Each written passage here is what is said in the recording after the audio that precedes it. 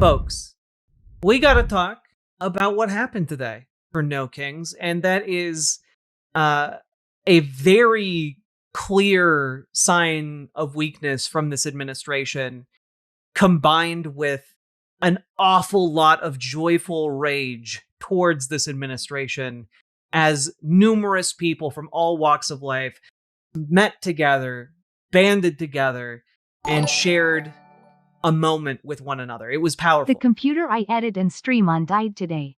I'm just angry I didn't save all the motion graphics I made this week on my external hard drive and I have to redo all that again on my laptop. Oof, Lily loves stuff. I'm sorry to hear that. Thank you for the $5 dono.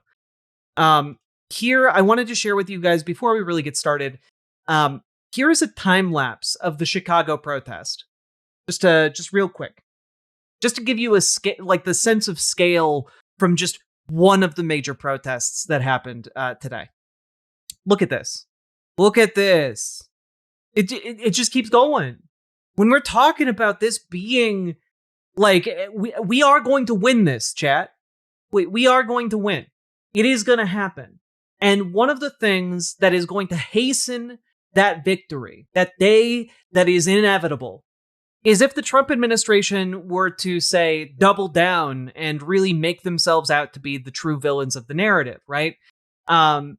It would be, say, perhaps a huge misstep to try and play into the idea of Donald Trump as a king. And without any additional comment, I present to you a post from JD Vance earlier today.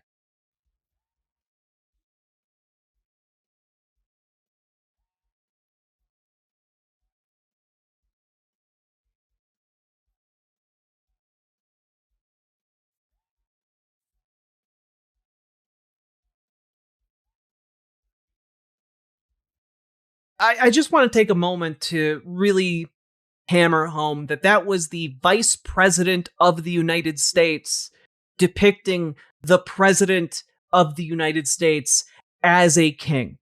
And I know that like there's an element here of like, oh well, it's AI slop. Obviously, it's just like just another day of fascism. Am I right? But I want to take a moment here and really reckon with the fact that you now have the vice president, the second in command of the country, hailing the president of the United States, a country founded on telling kings to fuck off, depicting the president as a king. They keep claiming they're joking, but are they? No, they're just doing what every Weasley little fascist does. And that is, they say what they believe over and over and over again, and they say, oh no, it's just a joke afterwards. Oh no, it's they just have a joke. negative self-awareness to post that of all things in response to these massive protests. Yeah, 1000%, Nathan. This is going to backfire on them. But they're doing what every single, like, 4chan loser does. Over on /poll, or, any kind of, like, neo-Nazi or online fascist. It's what they always do. They always come in and they're like, oh, yeah, ha ha ha. And then they drop, like, a slur and they're like, oh, I'm just joking. Ha ha. They are all like that. Oh, I'm just joking. Ha ha. But then one day they stopped making that caveat because they were never joking. Saying, oh, I was just joking, that's just their defense mechanism so that they can continue to spread their propaganda in your spaces. Like it's all jokes until suddenly it's not. And it's because they're cowards. They can't actually defend their positions. They try and recruit isolated, vulnerable people to their cause, because their ideas can't take hold in any other kind of person. And I just want to emphasize this. If you're trying to avoid the outcome of tens of millions of Americans turning out to protest your authoritarian rule, leaning into the idea that the president is actually a king, even jokingly, is an incredibly bad idea. It's an incredibly bad idea if they want to hold on to power. You can't be making these jokes.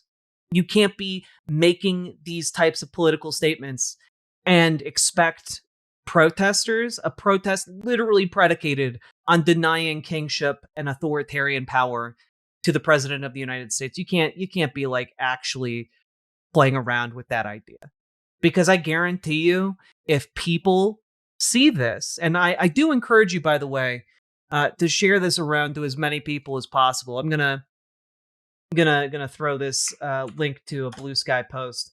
I encourage you to share it around. Share it around in like your boomer moms Facebook groups. Share it around.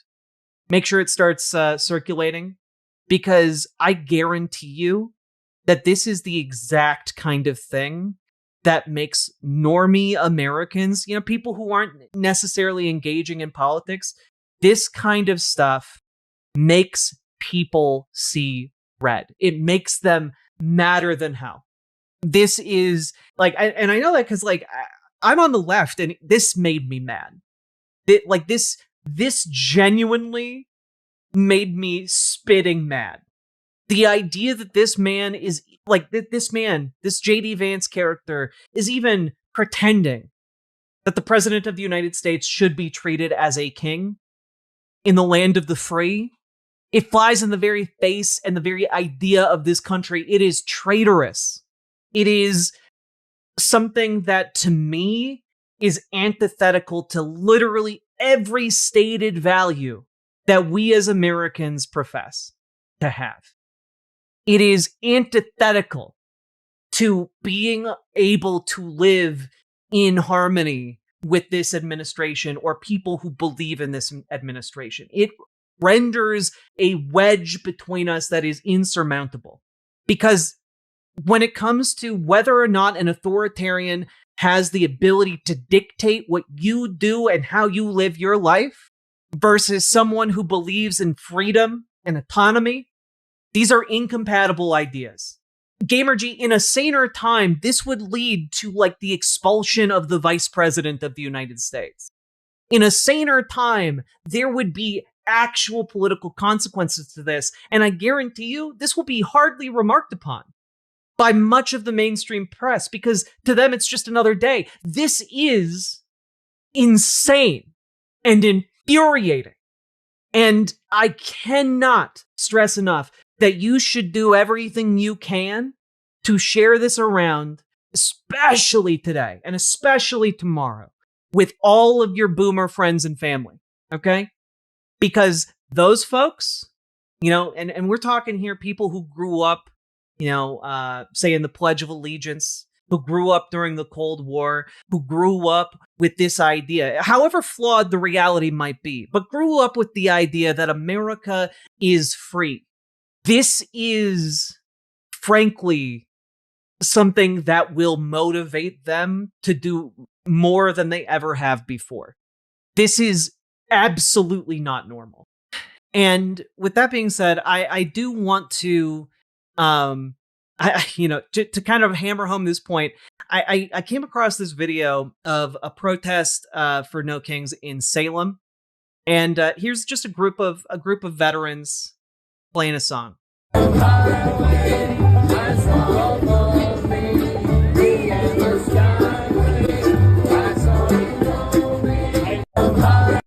Now, you look at these people and you see like good-natured older folks.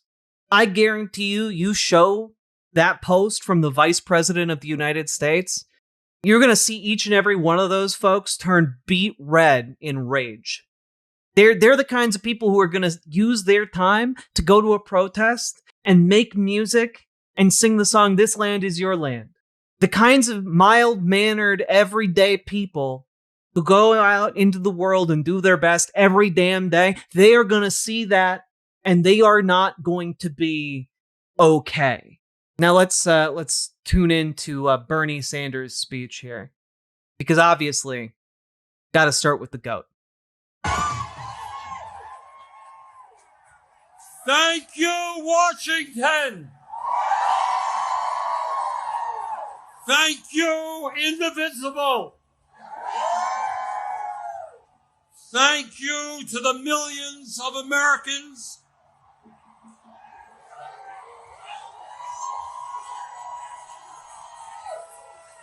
from our smallest towns to our largest cities, in every state in our country, who are gathering today at thousands of rallies.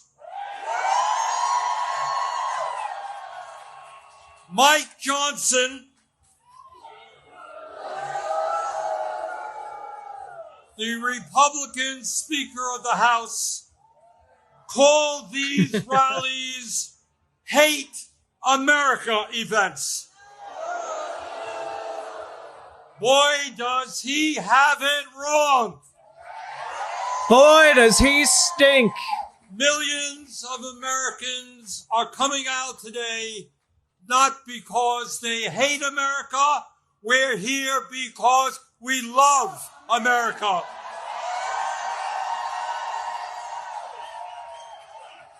We're here because we're going to do everything we can to honor the sacrifices of millions of men and women who, over the last 250 years, fought and sometimes died to defend our democracy and our freedoms.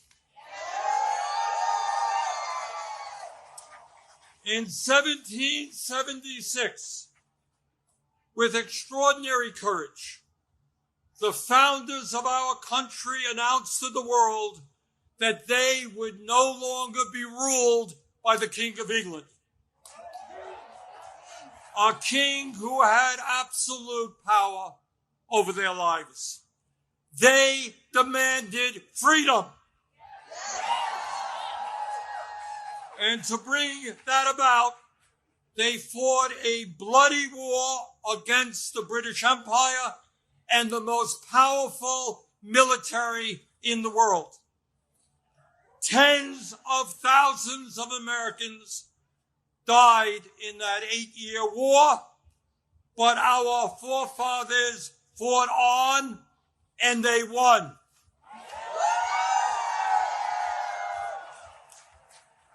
Dude, how old is Bernie? How old is this guy? God, he's 84 years old, and he's still going out there every damn day, and fighting for every single one of us. It is truly inspiring. And in 1789, after winning that war, they did something extraordinary. They established the first democratic form of government in modern history. They said loudly and boldly to the entire world, no more kings. In America, they said, we the people will rule. And today,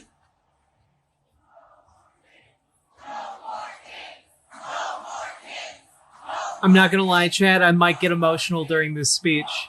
And today, I really might choke need a up. Bernie successor, no hate, but dude can't go on forever and he deserves some rest. Nah. Look, we don't need a Bernie successor. We need Bernie successors. We need not just one man to carry the weight and hopes of hopes and dreams of millions of Americans. We need an entire, crop of individuals to rise up. Bernie Sanders has never been a man who is out just for himself. Bernie Sanders is a man who sought to plant seeds in each and every one of us to motivate us to take action. We must become Bernie Sanders. We all must take on that burden of those hopes and dreams, and we must all do our part, because that is what mass movements are. It is all of us together being able to carry more than any one of us alone would be able to. And the fact that he has been carrying that burden for so long, he needs some help. We need to be the helpers. Yeah, literally, I am Bernie. Exactly, Salmon Moose. In the year 2025, in this dangerous moment in American history, our message is exactly the same. No, President Trump, we don't want you or any other king to rule us. Thank you very much, but we will maintain our democratic form of society. We will not move toward authoritarianism in America. We, the people, will rule.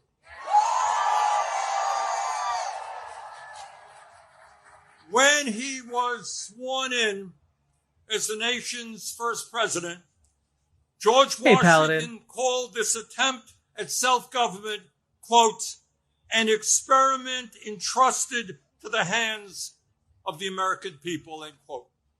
My fellow Americans, in an unprecedented way, that experiment is now in danger. It is in danger when we have a president who wants more and more power in his own hands and in the hands of his fellow oligarchs. It is in danger when we have a president who claims that peaceful protests in Portland, Oregon, or Chicago, Illinois, is an insurrection and calls in the U.S. military. And then threatens to arrest the mayors and governors who resist them. It is in danger when we have masked agents working for ICE, breaking down doors, throwing people into vans without due process, and taking them to God knows where. It is in danger when we have a president who sues and intimidates the media, who wants no criticism of him and his policies, and who undermines the First Amendment of our Constitution, the very foundation of American democracy. Our country is in danger when we have a president who threatens to arrest or imprison political opponents who stand against him, including the Attorney General of New York State, a sitting U.S. Senator, and the Governor of California. It is in danger when we have a president who undermines freedom of thought and dissent at our colleges and universities, and who attacks law firms that oppose him in court. It is in danger when we have a president who threatens to impeach judges who rule against him. Boo! It is in danger when we have a president who ignores Congress, refuses to spend money that Congress appropriates, and takes away money from states who voted against him. Boo! It is in danger when we have a president who demands that states redraw congressional maps to ensure that his chosen candidates win future elections. Boo! It is in danger when we have a president who illegally fires tens of thousands of federal employees right here in Washington, D.C. Boo! And throughout our country, and rips up union contracts that workers have fought for and won. Boo! It is in danger when we have a president who grossly violates the Constitution by accepting gifts from foreign leaders, Boo! including a $400 million plane from the royal family of Qatar. Boo! And then allows that family to build an Air Force facility in Idaho. Boo! Can we just stop for a minute and really reckon with the fact that Donald Trump was bought with an airplane so that another country could build a military base on American soil? That's insane. That's genuinely utterly insane. I just, the level of corruption is unimaginable. It's truly staggering. And when we are through this, and we are going to win this, chat, when we win this, there needs to be a systemic change in how this country works. There needs to be a systemic change for how this country works. Because there is no world in which it should be acceptable for the President of the United States to take bribes that are hundreds of millions of dollars and to functionally sell American territory to a foreign government so that they can have an Air Force base in the middle of our country. That's crazy. That's crazy. Everyone involved with that who is an American citizen needs to be put in prison, or at the very least put on trial, because this is not behavior that should ever be acceptable. And it can't be something where it's a slap on the wrist and be oh, well, there's no real consequence. Don't do it again, teehee. There needs to be actual consequence. There needs to be actual consequence, and there needs to be actual action taken. Well, let us be clear. This moment is not just about one man's greed, one man's corruption, or one man's contempt for the Constitution.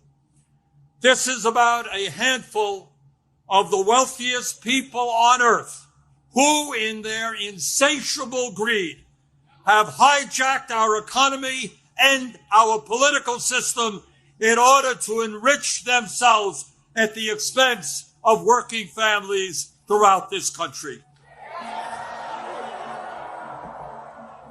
Yes, I am talking about Elon Musk, Jeff Bezos, Mark Zuckerberg, and the other multi-billionaires who were sitting right behind Trump when he was inaugurated. Remember that? When you think about it, a $400 million plane is a cheap sell. Also, do you think it's bugged, or do they get messages directly from the administration? Oh, Nathan, I read up all about this plane. First of all, thank you for the $5 dono, but I read up all about this plane. 1000% it's bugged. You don't hand someone a plane like that and it's not bugged.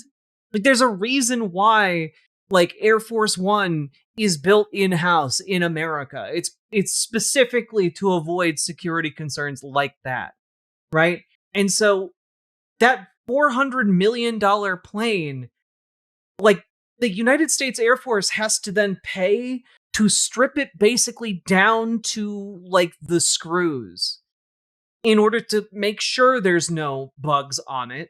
And then they have to rebuild it from the ground up with all of the safety tech that Air Force One would have so that Donald Trump can ride in it. And that's a process that is going to take years on the taxpayer dime. And then after they've rebuilt it, he's going to have maybe a month with it. And then the process of re-stripping it again of all of the safety mechanisms available to a president, because you can't just hand a vehicle that has been made for the United States president back into the the general public, because what's happening with that plane is that it's essentially being lent to the US government before it is then given to the Trump Library Foundation, which is again controlled by Donald Trump, effectively making it his personal plane. So when it leaves presidential use, it then needs to be stripped back down to make it into a civilian plane. And ultimately, this plane is going to cost the American taxpayer like hundreds of millions of dollars, if not over $1 billion, just so Donald Trump can have this plane. Like we're talking like this is it's just insane. It's insane on like every single level. God, can't Trump afford a newer plane by then? Yeah, but like it doesn't matter. Like he doesn't care. It just flatters his ego to be bought with a $400 million plane. Very same billionaires who funded his campaign, who have bestowed gifts upon him. Yeah, if anyone ever tells you, if any conservative ever tells you that they care about like the swamp or waste, fraud, and abuse or any of that nonsense, like you can tell them they're full of shit, because like Donald Trump is literally spending like over $1 billion so that he can personally have a bribe from the Qatar government. And who have seen huge increases in their wealth and power since. Also, he's not the one paying for the plane to be retrofitted. That's all on us. We pay for it. So, of course he doesn't care. Trump took office. Yeah. Yes, I am talking about the insanity of one person, Mr. Musk, owning more wealth than the bottom 52% of American households. I'm talking. I look tired and pale because I got 4 hours of sleep and then I went out and I protested, and I was in a like a plastic frog suit and I sweated like half my body weight away. So I'm fine. I look a bit disheveled because I've been doing things all day. About the incredible injustice of the top 1% in America now owning more wealth than the bottom 93%. I'm talking about the richest people in America becoming much, much richer, while 60% of our people live paycheck to paycheck, struggling every day to pay their rent and mortgages, pay for child care and education, pay for their health care and prescription drugs, afford decent quality food for their kids, and maybe, just maybe, put aside a few bucks for their retirements. I am talking about our nation, the richest country in the history of the world, having the highest rate of childhood and senior poverty of almost any major country on earth. I am talking about our great nation having 85 million Americans uninsured or underinsured, and 800,000 people who are homeless, including people a few blocks from here. All the while Mr. Musk is on his way to becoming a trillionaire. I am talking about the incredible danger of the richest people in this country pouring hundreds of billions of dollars into artificial intelligence and robotics, which in the next decade will decimate tens of millions of jobs for the American working class. I'm talking about a billionaire class who believe that they have the divine right to rule. He's not even kidding about that part, by the way. Like, if you start looking into any of these oligarchic freaks, and they are all freaks, by the way, they each and every one of them has like some kind of delusion about their right to rule. Like, unironically, you start looking into Peter Thiel and his recent religiosity. It's because he thinks of himself as like some kind of God king. You know, he believes that he has a right to rule places. Like, he was one of the people who was pushing for Greenland, for the United States to seize Greenland, right?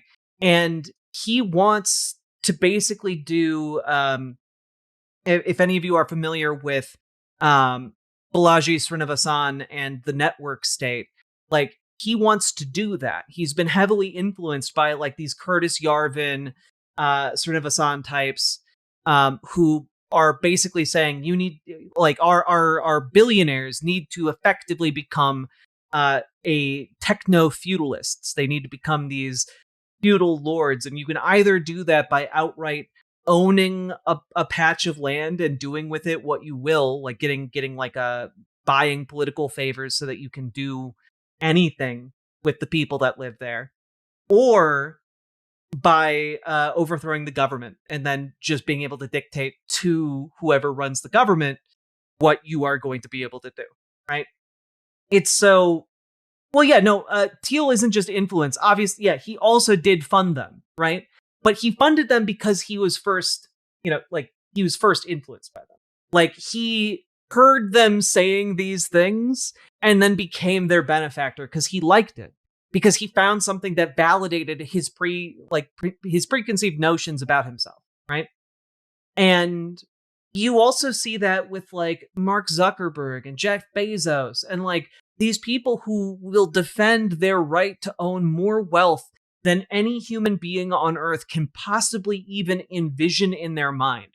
Chat, I want you to try and envision a trillion anything. Like a trillion distinct units of any kind of object. And you literally can't. You literally can't even conceive of that number of objects. Hearing Musk is gonna be world's first trillionaire has me on the verge of breaking. Just end me, I kid, but still so sad. It is, it's truly disgusting. And who not only want massive tax breaks for themselves, but who reject any form of accountability or checks on their power. I do think that it is very funny, Mask of Anarchy, that Curtis Yarvin is talking openly about needing to flee America because he thinks the fascist revolution has failed. To be clear, he's correct. He should flee America if he values his safety, like, or at the very least values his like freedom from being in prison, because like these people have been openly writing. Like, if you actually read Curtis Yarvin's writings, he openly talks about how the Trump administration should have been sending journalists to like death camps. Like the Trump administration should have acted quickly to gas journalists to death. And I'm not even really paraphrasing him there. Or at all hyperbolically representing his ideas. The reason, when you read his posts about needing to flee the country, when you see him say, oh, the Trump administration isn't even doing 0.05% of what it would need to do, the 99.5%, or 99.95% that he's talking about is executing political enemies. Like, in his mind, the thing the Trump administration should have done is like gunned down everyone who participated in the No Kings protests. That's what he writes about, essentially. The people who are the biggest, the people who were biggest on this fascism train, they're like, oh no, we lost already. Like they see the mass groundswell of support against this administration and they go, oh no, we've already lost. My fellow Americans, we rejected the divine right of kings in the 1770s. We will not accept the divine right of oligarchs today.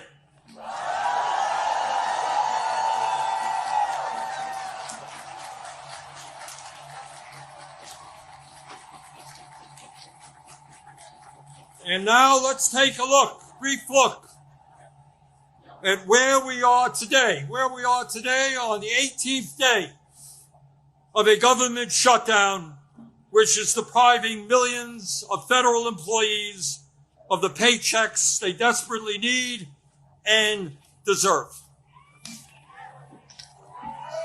Let me cut to the chase and tell you exactly what this shutdown is all about. As a result of Trump's big, beautiful, disgraceful bill, which made massive cuts to Medicaid and the Affordable Care Act. Well, Keener, there is a logic. It's just that they use moon logic. Billionaires defend their wealth and perpetuate their wealth with literal moon logic. They do not have their wealth isolates them from other people. It literally has a negative impact on their lives because they have so much wealth. It makes their interests completely alien to that of those around them. Like, they operate with different thought processes than most of us. I saw a clip of Mark Zuckerberg talking. He essentially says something along the lines of, if we spend $100 billion on AI and it turns out to be nothing, well, then I guess that'd be kind of unfortunate. And he just shrugs off the idea of spending $100 billion, which I want to point out to everyone is almost 10 times the amount the UN said it would cost to end world hunger. He's just yeah, I guess it'd be unfortunate if nothing came out of burning $100 billion. It's insane. These people are insane. Their isolation from the rest of society renders them insane. 15 million low-income and working-class Americans are going to lose the health care they desperately need to stay alive. Genuine question: how long do you think the government can stay shut down? I joked about it before, but there's no way it can stay shut down till midterms, even if they're afraid of the Epstein vote. I mean, I don't think I don't think that it will stay shut down until midterms, but also there's really no reason for there's no reason for Democrats to come to the table. If you give this administration more money, what kind of guarantee can the Trump administration give that they're going to adhere to the rule of law, adhere to the Constitution? What guarantee can be given? What checks on their power can be secured? There's nothing that can be offered here that would actually, render them trustworthy. And so that kind of is the central tension. And I've been increasingly of the opinion that on an existential level, funding cannot be given to this Republican government. It just we can't do it. You can't give them fuel. You got to keep it shut down. And at least until they break. And I think Republicans will break far faster than Democrats will. And my friends, studies suggest that when you throw those 15 million people off of the health care they presently have, 50,000 of them will die unnecessarily every single year. Yep. 50,000 people are going to die every single year as a direct consequence of the cuts to Medicaid. 50,000 preventable deaths. So around 3,000 people died on 9/11. And you're saying that, and I want to make it clear here, Republicans are voting for and keeping the government shut down right now so that they can do what, 18 9/11s, 17 9/11s, 16 9/11s every single year. They want to do 16 9/11s onto their own countrymen every single year so that they can give the money that would have been spent keeping those people alive to the richest people on the planet. It's about not letting the Epstein files out. That's why they closed the government. Wrong, actually, because they can release the Epstein files with the government shut down. The government shutdown has nothing to do with the Epstein files, right? The Speaker of the House, Mike Johnson, keeps saying, "Oh, we're not going to seat, Representative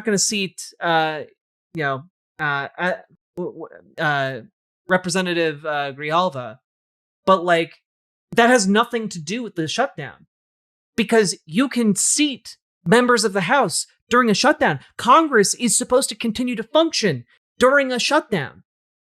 It has nothing to do with it. And so Mike Johnson can call the House back into session at literally any time. And Mike Johnson is going out in front of news cameras and saying, "Oh, we can't do it because the government is shut down." That's bullshit. He can do it. And other people during government shutdowns have been seated as well. The reason Mike Johnson isn't calling the House back into session is not related to the shutdown. It is related to the fact that Mike Johnson is delaying the release of the Epstein files. That's it. There's something so damning within those files that he is refusing to call the House back into session. And I know that this is, we got a little bit off track here, but like, here's just something insane. Okay. Here's a video put out by Adelita Grijalva, the elected representative from Arizona, who got elected during a special election. She is supposed to be sworn in. And until she is sworn in, she doesn't have the ability to do her job. Here she is. Just to really hammer home why it is important, why being sworn in here is important. Hi friends, Adelita Grijalva, Congresswoman-elect from Arizona. So this is cool, right? Look at what happened. We got access to the office. Check out this super cool printer. I can't print to it though because I don't have a government email. So in the office, we have several desktops. They have an administrator passcode. I don't have that. Check out this cool stack of laptops. Guess what? I can't unlock them. So I found this stack of flags when we came into the office. So if you're waiting for a flag from Arizona CD7, I'm sorry, I don't have a budget to be able to mail these to you.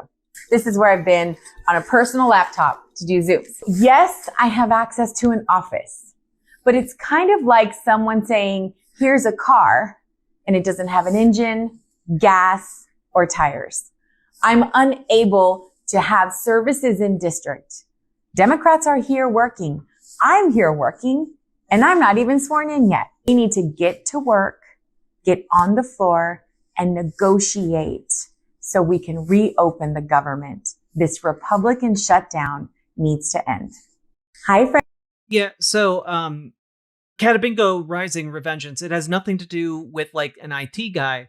It has everything to do with the fact that she doesn't get access to any of those funds or any of those systems until she is sworn in.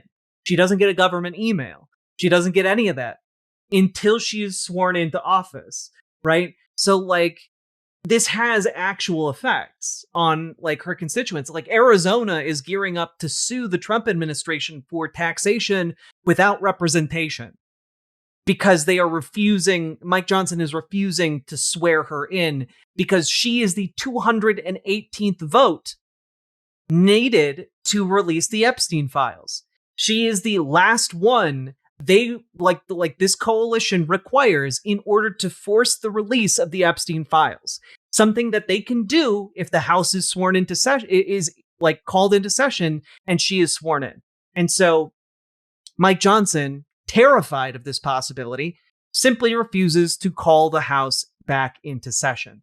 Yeah, also, it's true, Nine-Tailed Witch. Like, if Johnson is so committed to this that he is unwilling to even call the House back into session to create, like work on the budget, then it doesn't, then what the Senate is debating right now, even if Republicans were to pass it, it would get kicked back down to the House because the House would then still have to approve that new budget, right? That new continuing resolution. And so it's a sticky situation for Republicans for sure. It's going to be one of those things where people are going to realize pretty quickly here that Mike Johnson is essentially shutting down the entire House of Representatives to protect pedophiles. Like that is what it is. That is what is happening. To protect wealthy pedophiles.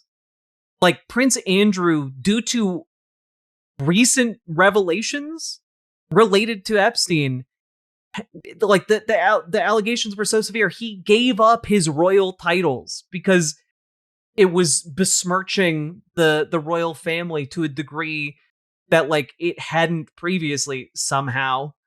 This whole thing is going to get worse. Again, I need to really emphasize here, there is no way that the Republican administration is going to be more popular than it is right now. And it's already the least popular Republican administration, basically of all time. So, back to Bernie.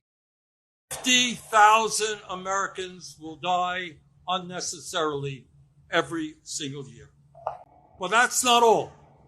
As a result of that same terrible piece of legislation, over 20 million Americans are going to see on average a doubling of their health insurance premiums through the Affordable Care Act. In my state of Vermont, just the other day, people received notices from insurance companies that their health care premiums in some cases would triple or quadruple. And I really need to hammer home here. I know like sometimes it seems like Democrats are harping on the wrong issues, but like the healthcare subsidies issue is huge. Jack, as a quick aside, I wanted to say thanks you and other politics streamers educate me, and intern I can educate my less politically activated coworkers and friends. Hell yeah. I'm glad I can be of assistance, Nathan. If healthcare premiums, which is, again, for those of you who don't know, the monthly amount you pay for healthcare here in the United States, which isn't taking into account like the amount you have to pay if you actually need to use your healthcare, which is your deductible, right? Because a deductible, you have to pay that much money just out of pocket. And then once you hit your deductible, then your health insurance kicks in. And then the health insurance, depending on what you have, only covers 50% or 75% of the costs you accrue, right? And if your monthly rate for health insurance goes up 3 times or 4 times, no one in this country is going to have health insurance. Like, no one will be able to afford that. The amount people pay every month, it's hundreds of dollars per month minimum. And then if you got one of the higher level plans, you're paying like over $1,000 a month just for the right to have a deductible that will kick in after you spend like $10,000. Like that's it's an insane system. Just a quick perspective, my grandpa, a hardcore Republican, has been say that the GOP has done that insane. It is like, I mean, like, if you have to be blind to not see it, right? It's why, we get a lot of conservative trolls, right? Like, I'm a socialist trans woman streamer, like that. We get all kinds of trolls in the chat. I make no secret about who or what I am or what I believe or what I stand for. And what's been really interesting is that a lot of trolls, like the trolls coming in, have really de-escalated in number. It's kind of nuts. Like, I have a larger viewership than I ever have had. And one would think that in a time like this, more people would be trolling. But I gotta throw out there, guys, Republicans don't really got a whole lot left. Even normie Republicans are starting to realize, hey, wait a minute. Tariffs are killing my business. Hey, wait a minute. The tariffs are making the food more expensive. Hey, wait a minute. Why aren't they releasing the Epstein files? Hey, wait a minute. What's all this talk about my healthcare premiums going up 3 to 4 times? Hey, wait a minute. Are these people actually not playing 5-dimensional chess, or are they actually just evil dipshits? Like it's not going to get better, and no amount of tax cuts for average working day people. Like, I'm sorry, you get let's just say you get a $5,000 tax cut. You know, Republicans would be like, "Wow, look at that! You got a $5,000 tax cut." Why would you give a single shit about getting a $5,000 tax cut if suddenly your health insurance premiums are $2,000 a month? Why would you do that? Why what? If and that's like a low end. If like your $500 like monthly premium goes up 4 times, you're suddenly paying $2,000 a month. And like, Lori Gage, all due respect, like you guys are. I'm the one who sits here and I see you guys come in and I see you guys make bad arguments all the time. And the level to which you guys are not coming in here these days is wild. It's wild. Like, I've been streaming for years. And when I had like 25 viewers back in the day, conservatives would come in all the time and attempt to be like, haha, your ideas are stupid. You know, and obviously they were wrong, but like, there are fewer and fewer of you guys doing that now. And it's largely because this administration is fucking you guys over in some cases harder than it is anyone else. You know? Like, there's a reason why those mid-tier, you know, import businesses that you guys used to run are dying. It's because of the tariffs. MAGA's going to be in power for at least the next generation. Get over it. Yeah. That's what is indicated by 7 million people showing up to protest this administration. Yeah. Folks are just like conservatives like Lori live in a completely different reality. It's not reflective of what is actually happening on the ground. All you had to do to figure that out today was look out the window and see the protests. You know? All you had to do is like look and see people turning out in communities all across this country.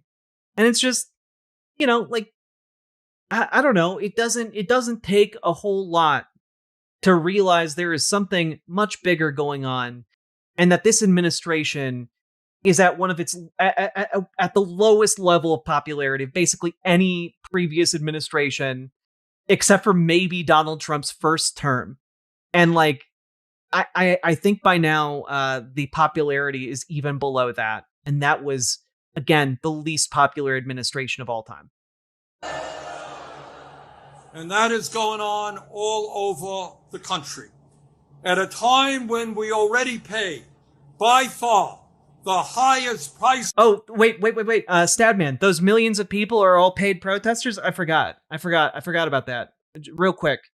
Got some on the ground reporting about paid protesters. Let's take a look. This is from on the ground reporter Mallory McMorrow, who is a candidate for U.S. Senate and is the Michigan State Senate Majority Whip. Now let's take a look. Her reporting from the ground in Michigan. Donald Trump and the Republicans are telling Americans that protesters are being paid to be at No Kings protests. So we came to a No Kings protest to find out. How much were you paid to be here today? Absolutely zero. Zippo, zero, nada. I wasn't paid a penny. It was my pleasure. I actually had to spend over $100 in this junk to be here. A whopping $0. Nothing. Came out for free. $0. I see a shirt that I think gives me the answer. How much were you paid to be here? Zilch. I'm a registered Republican, and I am not paid to be out here. Not paid $0. $0. Huh. Man, it's really telling that literally registered Republicans are turning out to these protests. So are you telling me that Donald Trump might have lied about this? This? Everything, pretty much? Come on. Everything. Why are you here today? To defend democracy. Defend democracy and labor rights? Labor rights, absolutely. Yep. There we go. How about you? Human rights. We, the people, have so much strength when we come together. If they were paid, who's paying billions to fight against the interest of billionaires and millionaires? Clearly, some kind of mass organization that is shadowy and secretive. You know, again, if you're delusional, you can come up with a explanation for anything, right? This won't convince anyone. Well, yeah, but like, what would convince people is to show up to their local protests. So if you have any skeptical Republicans in your life about paid protests or what have you, ask them to go to the next No Kings protest with you. Ask them to go to the next No Kings protest and ask the other people who are there. Ask, and if they think, no, they're definitely all paid, then get them to go undercover and ask those other paid protesters how they can get in on the grift. Hey, I also want to become a paid protester. How can I do it like you guys? Try and figure out how to get in on that sweet paid protest gravy train. Give them a challenge at the next No Kings protest. Because guess what? None of these people are paid to be here. I actually paid, I think it was either $20 or $30 in order to go to the No Kings protest today, because I bought my inflatable frog costume. So like I was out, $20 or $30 in order to attend this protest, and I do it again in a heartbeat. It's amazing. Saving democracy seems important. It's important to me. It's important to a lot of people here. You can see them all around. Is it true that there are no kings in this country? There are no kings in America. No kings. So we came. Can I just real quick? Can we just take a moment to like admire how like this lady's even got like a little frog sign. It's adorable. The frog. It's crazy to live through so many different time periods where little cartoon frogs have become like meaningful symbols. In America. No kings. So we came out here and we talked to dozens of people, and we couldn't find a single person who was paid. So I don't know who Donald Trump is talking about, but we found a lot of people with a lot of good reasons to be out here protesting for our country, for the state of Michigan, and for our democracy. All right, Kishka, why are you here today? Cool. Yep. Protecting democracy. I agree. Love it. I don't know if Mallory McMorrow's politics are good, but like, I don't know, worth looking at it for this video alone. Well done. This frog fights fascism. Hell yeah. Hell yeah. Let's go. Okay, let's finish up this Bernie speech. I'm sorry for getting so distracted, folks. In the world for healthcare, millions of Americans are going to see outrageous. Clearly they were paid to say they aren't paid, Jay. Well, I mean, obviously that's anyone who's so lost. That's what anyone who's so lost in the sauce would say. But like, to anyone who's remotely tethered to reality, like, you're going to start having some doubts, It is us, the Australians. We're sponsoring the US to enforce free healthcare and kangaroos on you. No! Not today, you kangaroo. Thank you for the $5 dono, Salmon Moose. Thank you for undermining my patriotic American values with your cold, hard Australian dollars. Increases in their healthcare premiums, which they cannot afford. And why is that happening? Why are the Republicans making a broken healthcare system, a dysfunctional healthcare system, even worse? Why are they bringing our healthcare system to the verge of collapse? We all know the answer. We all know the answer. It was to give $1 trillion in tax breaks to Mr. Musk, Mr. Bezos, Mr. Zuckerberg, Mr. Ellison, and the rest of the 1%. Boo! $1 trillion in cuts to Medicaid, and the ACA, $1 trillion in tax breaks for the 1%. Spitfire, thank you for the $5 Australian. They don't tell you, but the kangaroos out in the plains are free. You can just take them home, but you do have to beat them in a fight first. That seems very on brand. Oh man, I hope Australia. there were hundreds of koki in Puerto Rico today. Hell yeah! That, my fellow Americans, is what this shutdown is all about. Hello, and let me be as clear as I can be. No, I will not vote for a budget that throws 15 million Americans off their health care. Hell yeah. Hell yeah. Honestly, I know some people have been saying it's a mistake for Senate Dems to be harping on this issue. And I respectfully disagree. Like, I understand that, like, there is, like, an element of this where, like, they also need to oppose a budget because, again, Donald Trump is basically ignoring Congress and ignoring constitutional rule of law. But one of the ways I think that it is good to focus on healthcare costs is because it basically helps ensure that Democrats aren't going to break. Because if you spend all of your time talking about how, hey, if this budget goes through, kangaroos are millions will impossible suffer. to defeat in a fight. I don't believe that. I think Australians have absolutely won a fist. Some Australian has to have won a fist fight against a kangaroo. Thank you for the $10 Australian. But by focusing on healthcare, they make it harder for other Democrats to break on the issue, right? Because it's kind of like you're not going to like there's no concession Republicans can try and give you that is at all going to be equivalent to, like, you know, reducing like eliminating a 4 times increase to monthly premiums. There's nothing that they can like Republicans aren't going to budge on this $1 trillion tax cut to Medicaid. It's like the entire basis of their budget. And so Bloomington, Indiana had over 1,400 people turn up for a protest today, including some local Republicans. I believe it's the largest protest the city has had in decades. Hell yeah, Liliana Young. Let's go! But, like, essentially focusing on healthcare makes it difficult for the Democratic coalition in the Senate to break. Yeah, I guess that's basically what I'm trying to convey. No, I will not vote for a budget that doubles premiums for 20 million Americans.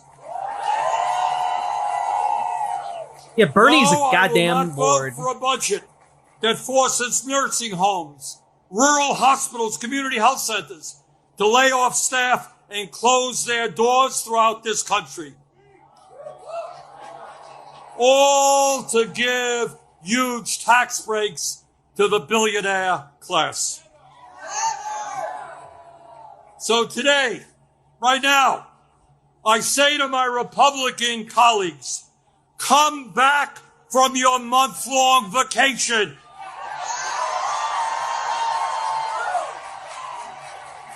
Start negotiating and do not allow the American healthcare system to be destroyed. End this shutdown.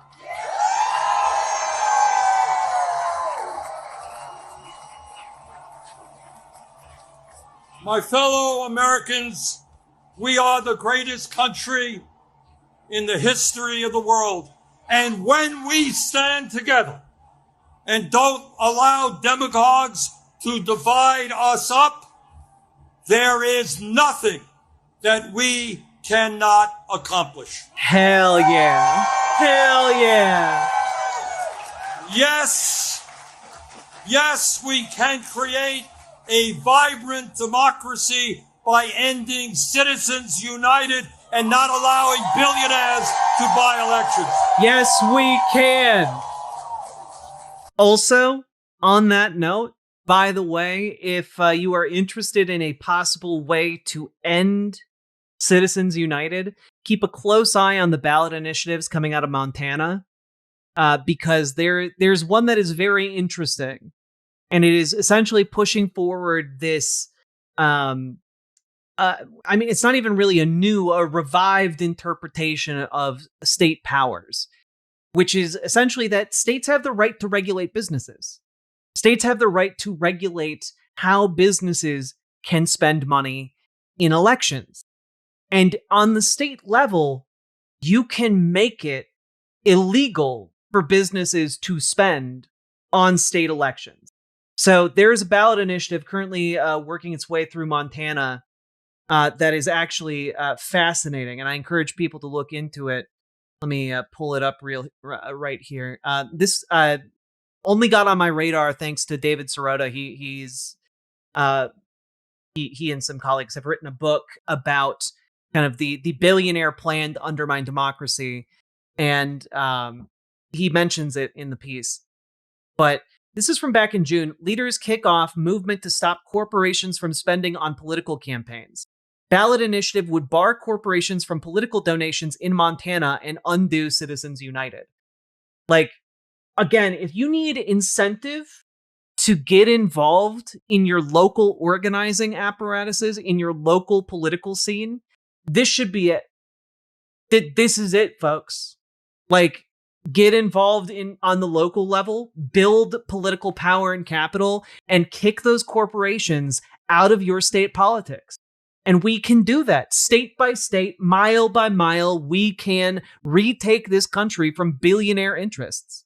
Let's see here. Former U.S. Senator John Tester, a Democrat from Montana who was unseated by Republican Tim Sheehy, outspent his opponent in 2024 and still lost, with estimates of the single Senate race spending totaling $275 million without a primary election challenger. When Tester first ran for Senate in 2006, the primary and general election spending was $27.5 million. It literally has gone up by 10 times what it used to cost just since 2006. Leaders in Montana, spurred by former Commissioner of Political Practice Jeff Mangan, have kicked off an initiative to put a new idea forward for curbing the influence of dark money in politics. Dark money is a term used when corporations or organizations don't have to disclose their donors or their gifted amounts, making it nearly impossible to tell who is involved with some political campaigns. The idea, called the Transparent Election Initiative, would be a state constitutional amendment that would simply prohibit corporations from making political campaign donations, using the state's power to control how corporations operate in the state. Mangan kicked off the initiative in a call with reporters on Wednesday. This is, I think, maybe one of the most exciting state-level initiatives currently going on in the entire country. I recommend folks look into it and start figuring out a way. You know, if you're involved in your local Dems or your local DSA, introduce this concept to your local political groups, because this is something that every state in this country should be doing. Every state should be working to kick out these billionaire fucks from meddling in our elections. It should not be that someone like Elon Musk can come in and drop, millions of dollars. It should not be that like Cargill and GE and, the big oil companies are able to just buy elections. That just should not be possible. So make it impossible for them. We have the means, we have the ability. All we lack is the political will to do it, and you guys can make that will manifest. It requires us to do work, but we can win. I know I said I'd stop getting distracted from Bernie, but I felt like that was a really important point to bring up. Yes, we can join the rest of the industrialized world and guarantee health care. You think you can hear Ed Markey's speech? It was fire from what I heard. Sure, we can take a look at that. Every man, woman, and child has a human right. Yes, we can build millions of units of low-income and affordable housing and allow our younger generation to enjoy the American dream and own a home of their own. Yes, we can make public colleges and universities tuition-free and have the best child care and public school system in the entire world. Hell yeah. Yes, we can expand Social Security so that every senior in our country can retire with dignity. Si se puede. Yes, we can raise the minimum wage to a living wage and guarantee every worker the right to join a union. Yes, we can lead the world in transforming our energy system away from fossil fuels and create millions of good jobs as we save the planet. I hope they get enough support to overcome the multiple billions of dollars that will inevitably flow into the no campaign for that. I mean, that is possible that billions of dollars would flow into a no campaign, but if that's the case, bleed the fuckers dry. Like, let them spend billions upon billions of dollars. Let them light it all on fire, because we can just reintroduce that again and again and again and again and again until we win.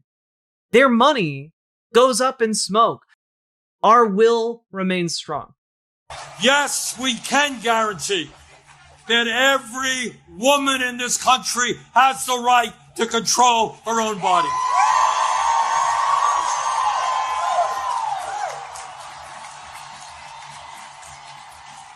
Yes, we can have a foreign policy that guarantees that never again will American taxpayer dollars be used to starve children in Gaza or any place else. Hell yeah! Let's go! And now let me raise a question that I have been asked over and over again. You know, Bernie, great ideas, but how are you going to pay for them? Great question. Thanks for asking. And here is the answer. At a time when the wealthiest people in America have never, ever had it so good. At a time when billionaires are paying an effective tax rate lower than a truck driver or a nurse. Yes, the top 1% and large profitable corporations will pay their fair share in taxes.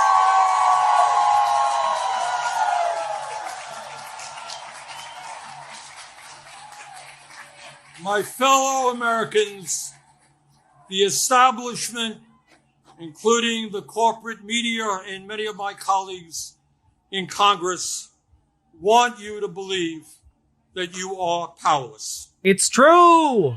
They want you to believe that you cannot change the status quo. It's true! But that is a lie. Throughout the history of our country, when Americans... Just God bless the crowd, whoever is shouting, like, they're losers! Like, I love you guys. I love you guys so much. You know? Because, again, Bernie's killing it. Like, these losers in Congress, these losers in power want you to feel powerless, they want you to feel hopeless, and they want you to give up, because giving up makes it easier for them to maintain power. It makes it easier for them to sell themselves out to corporate interest. It makes it easier for them to grift off of their positions, to put up their legislative pens to the highest bidder. It makes it easy for them when folks check out and feel like they have no influence. Make it difficult. You know, embrace the radical notion of giving a shit, because we can win. Stood up and fought for justice. They have prevailed.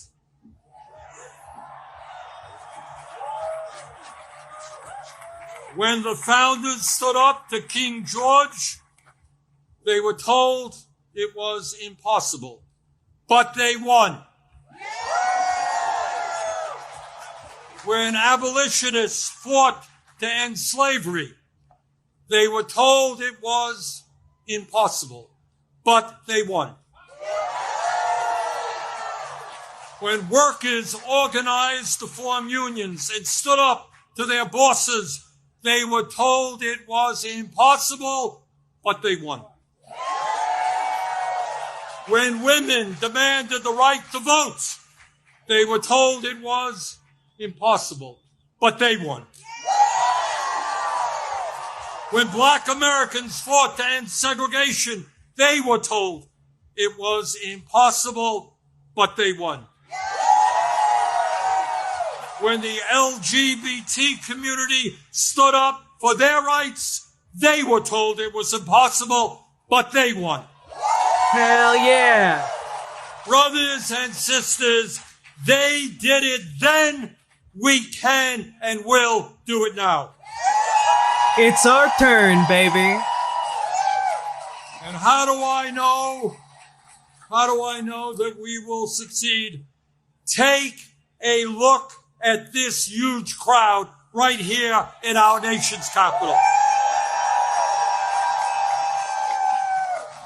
But it is not just here, as I understand it today, October 18th, 2025, there are more people out on the streets in more communities all over our country than we have ever seen in American history.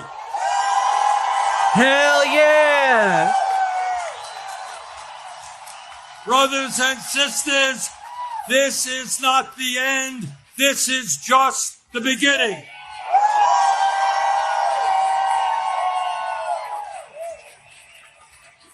Together, when we stand united, when we don't allow Trump or anybody else to divide us up by the color of our skin or where we were born or our sexual orientation, when we stand together, we will create the kind of nation that you and I know we can become.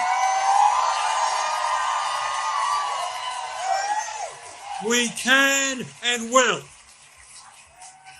create a nation devoted to freedom, justice, and democracy. Thank you all very much.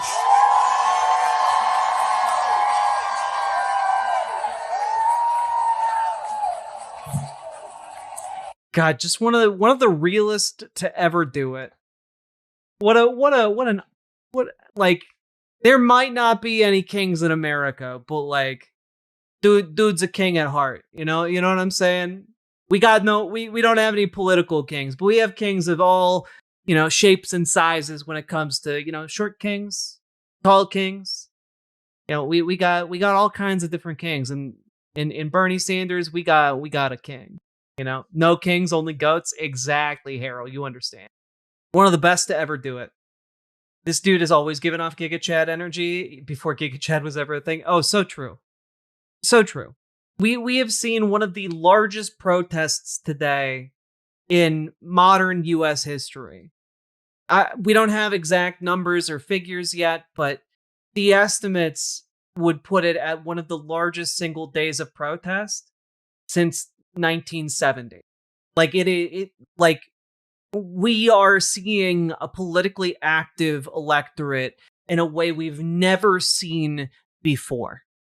At least, as far as my lifetime is concerned, and I'm assuming from my analytics, most of your lifetimes. There are, of course, a few people who were around back then to have lived through larger protests, but Chuck Schumer perhaps said it best, oddly enough.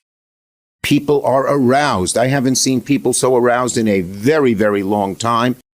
People have not been this aroused in a very long time. So, folks, if you enjoyed that or got anything out of it, remember, like, comment, and subscribe. Do the things that help the channel, and let's keep on going. Riverboat Jack is coming to town. All the viewers gather round. Twitch and YouTube and switching streams. All that content is bursting the seams. Politics, dating, flame more. Your sense of fashion you'll adore. So grab your stuff and hop aboard. We're going straight to Jack's Discord.